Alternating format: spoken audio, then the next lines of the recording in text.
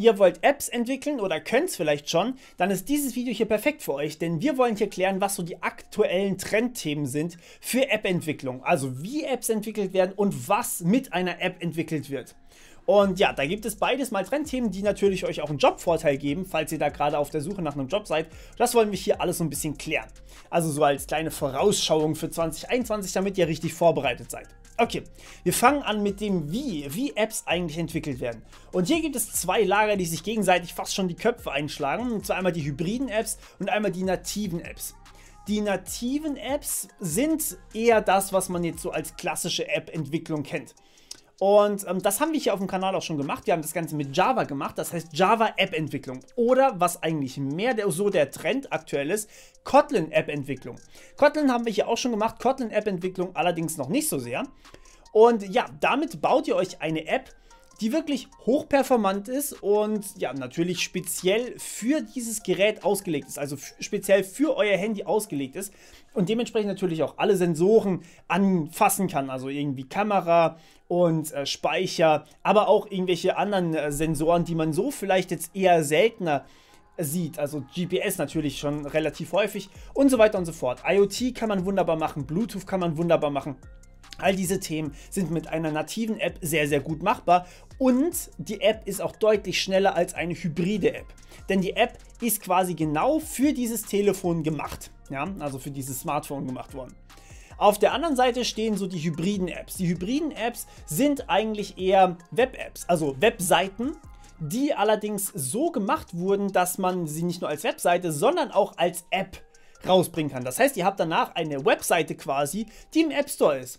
Und das ist tatsächlich sehr viel einfacher zu entwickeln, also sehr viel schneller zu entwickeln, weil meistens braucht ihr ja nicht nur eine App, sondern ihr braucht eine App für Android, ihr braucht eine App für Apple, also iOS und ihr braucht eine App sozusagen für eine Webseite. Und dementsprechend habt ihr drei Sachen, die ihr entwickeln müsst, unabhängig voneinander, wenn ihr das Ganze nativ macht, oder aber alle drei auf einmal entwickeln könnt, wenn ihr es mit einer hybriden App macht. Und dementsprechend ist natürlich euer Workflow bei einer hybriden App, wenn ihr alle drei Produkte braucht, deutlich schneller. Und ja, deswegen wählen viele auch das, weil die Einstiegshürde so auch ein kleines bisschen niedriger ist, weil es meistens mit Technologien gemacht wird, die man eigentlich schon kennt. Also ich meine, React Native zum Beispiel. Wir kennen alle React, damit macht man normalerweise Webseiten. Mit React Native könnt ihr das Ganze dann einfach auch als App publishen sozusagen. Es gibt allerdings noch zwei andere, die eher ein bisschen trendig sind. Und zwar einmal Xamarin und Dart und Flutter. Und ja, das sind alles drei Themen, die wirklich, wirklich berühmt sind in letzter Zeit geworden, weil sie natürlich auch den Workflow von großen Unternehmen so ein kleines bisschen unterstützen. Weil die wollen natürlich eigentlich nichts Aufwendiges haben. Die brauchen selten irgendwelche Sensoren oder irgendwelche krassen Sachen, die man nur wirklich mit einer nativen App machen kann. Auf der anderen Seite wollen die natürlich so schnell wie möglich eine App haben, die dann auch auf allen Geräten auf einmal auf dem Markt ist. Und da ist es natürlich günstiger, wenn man nur einen entwickeln muss, als wenn man drei entwickeln muss und die dann halt separat irgendwie verteilen muss. Dementsprechend hybride Apps eher schnell und viel, aber vielleicht nicht ganz so tief in die Materie rein und nicht ganz so nah an der Technologie dran, während native Apps, da laufen zum Beispiel Spiele drauf. Ja? Da könnt ihr ein richtiges Spiel mittlerweile drauf programmieren, mit dem ihr dann auch wirklich alles machen könnt. Ihr könnt irgendwelche Sensoren machen. Also wenn ihr so macht, könnt ihr quasi lenken. Oder eben zum Beispiel Augmented Reality. Kommen wir nachher noch drauf. Also beides so ein bisschen interessant. Wie gesagt, die hybriden Apps mit Dart und Flutter aktuell oder Xamarin oder React Native. Auf der anderen Seite die nativen Apps mit Kotlin normalerweise oder mit Swift. Und was wir jetzt machen, ist Folgendes. Ich will mal wieder ein bisschen was mit App-Entwicklung machen. Das heißt, ihr dürft mir in die Kommentare unten reinschreiben, was euch am liebsten ist. Also was ihr am liebsten sehen wollt von diesen 5 Themen. Dart, Flutter ist ein Thema. Xamarin, React Native oder Kotlin oder Swift. Wobei ich Swift nicht kann. Das heißt, das wird es vermutlich eher nicht werden, weil ich habe kein Apple-Gerät. Okay, das ist einfach meine Limitierung hier. So, jetzt wollen wir allerdings noch klären, was entwickelt man denn eigentlich mit einer App? Also was kann man denn da für coole Sachen mitmachen? Weil im Endeffekt der Markt ist ja fast schon gesättigt. Ja, die ganzen Publisher bringen ihre ganzen Apps raus und irgendwie ist alles bedeckt. Alles, was es so geben kann, hat irgendwer schon mal gemacht. Das stimmt nicht so ganz. Es gibt nämlich auch da Trendthemen, die jetzt erst so richtig möglich werden. Jetzt, wo eigentlich App-Entwicklung schon ein bisschen ausgereifter ist, wo es gute Frameworks gibt, wo es auch wirklich viele verschiedene Dinge gibt, die man damit tun kann. Und das Trendthema Nummer 1 meiner Meinung nach ist aktuell IoT bzw. Beacons. wenn ihr euch ein Gerät für Smart Home zum Beispiel kauft, dann gibt es so viele Leute, die sich nicht nur das Gerät kaufen wollen, also zum Beispiel irgendeinen Sensor für die Türe, ob die Türe aufgeht zum Beispiel, sondern man möchte gleichzeitig noch eine App dafür haben. Und das wird immer mehr sozusagen Trend. Das heißt, ihr kauft euch nicht nur den intelligenten Heizkörper, sondern ihr kauft euch zudem noch die App eigentlich damit. Also es gibt quasi eine App dazu oder für eure Lampen oder sowas. Mit der könnt ihr dann quasi die Farbe von euren Lampen steuern und so weiter und so fort. Und das ist natürlich was eigentlich wirklich komfortabel ist, aber trotzdem muss man dafür natürlich Apps entwickeln können. Und ja, das Ganze ist natürlich Smart Home und App-Entwicklung in einem. Aber gerade sowas ist natürlich auch immer mit riesigen Security-Problemen verbunden. Das heißt, Security in Apps wird auch immer mehr. Die Security in Apps ist mittlerweile ein so großes, umfassendes Thema geworden, dass man dazu schon fast einen eigenen Kurs machen könnte. Und ihr wisst, was das heißt. Es muss natürlich einen eigenen Kurs geben. Aber auch gleichzeitig auf der anderen Seite, wenn man solche Beacons und solche IoT-Geräte hat, dann hat man auch immer eine ganze Menge an Daten. Zum Beispiel einen Sensor im Schlafzimmer, der misst, wie warm eigentlich das Schlafzimmer die ganze Zeit ist. Und man braucht es im Schlafzimmer nicht den ganzen Tag lang 20 Grad haben. Ich meine, es reicht ja eigentlich, wenn man da ist und dort schlafen möchte, dass man 20 Grad hat. Tagsüber kann es dann auch runtergehen auf 18 Grad. Das ist ja absolut kein Problem. Also wenn wir diesen intelligenten Heizkörper haben, dann kann man da zusätzlich noch einen Thermometer anbauen. Und dieses Thermometer liefert mir konstant Daten. Jetzt ist es aber vielleicht so, dass 18 Grad vielleicht gar nicht so gut ist. Wie haben das eigentlich andere Leute? Und hier kommt was anderes in die Trendthemen rein sozusagen. Und zwar Data Science und künstliche Intelligenz. Man kann mit so vielen Daten, die Handys mittlerweile produzieren, als Anbieter auch immer sehr, sehr coole neue Apps machen und sehr, sehr coole neue Dinge erforschen. Und zwar mit den Daten, die man bekommt, einfach dann Data Science machen. Also zum Beispiel, hey, die meisten Leute wollen gar keine 20 Grad, wenn sie schlafen, sondern die wollen nur 18 Grad. Also probieren wir es doch mal aus, ob die Person vielleicht mit 18 Grad besser schlafen kann. Kann man zum Beispiel kombinieren.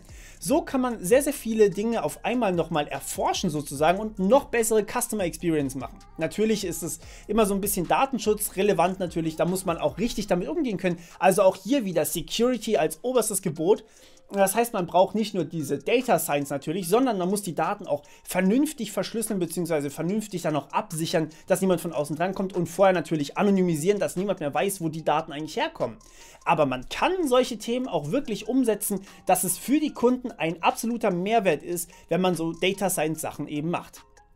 Zudem haben wir gerade auch eine Entwicklung, die ziemlich faszinierend ist, und zwar 5G. 5G in Deutschland noch ein bisschen schwierig, wird aber scheinbar ausgebaut. Und mit 5G einher kommen natürlich Game Streaming Services. Die waren einfach technologisch früher noch nicht möglich. Allmählich geht das. Das heißt, man kann rumlaufen und kann einfach zocken. Und ihr kennt das ganze, Google Stadia und Xbox hat jetzt auch sein eigenes und die anderen wahrscheinlich auch bald. So, ja. Aber das ist natürlich absolut faszinierend, wenn man dann einfach unterwegs zocken kann. In einer richtig guten Qualität. Und da braucht man natürlich auch Technologien, die das wirklich unterstützen. Und hier kommen natürlich dann auch wieder so Sachen wie Cloud zum Einsatz. Cloud ist ein riesiges Thema, denn normalerweise liegen die Daten von einer App ja nicht mehr auf der App. Das ist ähnlich wie bei einer Web-Applikation mittlerweile. Die Daten liegen eigentlich im Netz, irgendwo auf irgendwelchen Cloud-Servern. Ja? Das heißt, wenn ihr spielt, eure Daten, was ihr da eigentlich spielt, das wird alles an die Cloud geschickt und dort wird es berechnet und dann kommt es zu euch wieder zurück. Und das ist eigentlich mit fast allem so. Und Cloud ist ein gigantischer Markt geworden und auch eine gigantische Chance für jedes Unternehmen. Ich glaube, ich habe in der letzten Zeit fast keine Spiele gesehen oder keine Anwendung gesehen, die nicht irgendwie an die Cloud angebunden wurden und die nicht Open Source waren, okay? Also Open Source ist natürlich nochmal was anderes, die regeln das ein bisschen anders, aber die meisten Sachen liegen irgendwie auf der Cloud. So, jetzt ist aber eine Sache natürlich immer doof. Cloud muss man bezahlen, Cloud kostet ein Unternehmen erstmal viel, bevor es wirklich was abwirft und man muss sich damit auseinandersetzen, dass eigentlich die Daten bei Amazon oder Google liegen oder Microsoft von mir aus. Das ist eher unschön und deswegen hat sich noch so ein kleines bisschen ein anderer Trend etabliert und zwar Blockchain. Blockchain-Technologien sind was anderes. Die liegen nicht einfach in der Cloud, also quasi auf einem Cloud-System wie AWS oder Google Cloud Computing, sondern sie liegen eher dezentral verteilt im ganzen Internet rum. Das denkt man sich jetzt erstmal, das wäre furchtbar, wenn meine Daten bei jedem liegen. Aber man kann das Ganze eigentlich so regeln, dass es auch wirklich sehr attraktiv aussieht. Also dass die Daten wirklich so anonymisiert sind, dass jeder darauf zugreifen kann, aber keine Informationen bekommt. Das ist im Endeffekt Blockchain. Jeder hat Zugriff auf alles, aber irgendwie sagen die Daten so wenig aus, dass sie einem nichts bringen. Und das macht Blockchain so faszinierend. Und mittlerweile gibt es sehr, sehr viele Apps, die auch Blockchain verwenden. Das heißt entweder Web-Apps, oder Native-Apps oder auch hybride Apps natürlich, die auf Smart Contracts aufbauen. Aber auf der anderen Seite natürlich auch Blockchain als Bezahlungsmittel. Und da kommen wir zu einem neuen Markt, Mobile Commerce. Wir haben hier tatsächlich einen riesigen Markt mittlerweile für Bezahlen mit dem Handy. Speichern von Geld auf dem Handy. Und das ist natürlich auch wieder Security-Mega-Thema. Ja? Da muss man sich so reinfuchsen und das macht es aber eigentlich natürlich noch umso spannender. Und das Ganze in Kombination mit Blockchain ist natürlich nochmal eine Riesenchance. Auch der ganze DeFi-Markt, der geht absolut durch die Decke momentan und das ist auch ein riesiges Trendthema. Das heißt, was haben wir jetzt alles? Lasst mich nochmal kurz zusammenfassen, weil es wirklich viele, viele Sachen sind. Ihr habt in der Kommentarspalte eine Abstimmung, was für euch das wichtigste App-Entwicklungs-Toolkit wäre. Wir haben die Auswahl eigentlich aus 4 Sachen, wenn ich ehrlich bin, weil ich kein Swift kann und wahrscheinlich auch niemals ein Apple besitzen werde. Und zwar einmal Kotlin für Native Apps oder React Native oder Dart und Flutter oder Xamarin für Mobile Apps Hybrid, ja, also hybride Apps. Und dann haben wir natürlich noch die großen Trendthemen IoT, wir haben AI und Data Science, wir haben Augmented Reality, was ich so noch gar nicht gesagt habe, was aber mit Game Streaming so ein bisschen zusammenhängt. Wir haben natürlich aber auch Game Streaming und 5G, das habe ich auch schon genannt, und Cloud, Mobile Commerce und Blockchain und ganz großer Bereich Security natürlich für Web-Apps. Und jetzt dürft ihr quasi mir mal sagen, was euch so ein bisschen am meisten fasziniert und was ich vielleicht vergessen habe. Welche Themen findet ihr aktuell gerade am spannendsten bei App-Entwicklung? Lasst mir das gerne mal in der Kommentarspalte unten, beziehungsweise Kommandozeile, wie wir sie nennen, da. Und ja, jetzt schauen wir noch an, wo ihr euch bewerben könnt, wenn ihr einen Job sucht im App-Entwicklungsbereich. Denn dann kann ich euch auch wieder den Sponsor unseres heutigen Videos empfehlen, und zwar Get-In-IT. Get-In-IT ist ein Anbieter für euch, der komplett gratis ist. Ihr könnt euch da anmelden und ja, hier einfach euer Profil ausfüllen und könnt dann tatsächlich Jobangebote erhalten. Das heißt, ihr könnt hier zum Beispiel sagen, ja, was euer Name ist, was ihr so alles könnt. Zum Beispiel hier noch Dart natürlich und Flutter dann eintragen. Flutter. Und die sind natürlich auch absolut voll gelevelt sozusagen. Könnt dann eure Perspektiven eintragen, was ihr für ein Studium und eine Ausbildung habt und eben genau, was ihr eigentlich gerade sucht. Und ja, dann bewerben sich die Firmen tatsächlich bei euch. Das heißt, ihr könnt wirklich hergehen und einfach nur warten, dass eine coole Firma kommt. Und wie gesagt, es ist nicht das erste Mal, dass wir jetzt Get-In-IT als Sponsor hier haben, sondern schon ein paar Mal gewesen. Und bisher war es tatsächlich so, 80% der Leute, die tatsächlich ihr Profil hier komplett ausgefüllt hatten, haben auch ein Jobangebot bekommen, was ich tatsächlich super cool finde. Für euch ist es komplett kostenlos.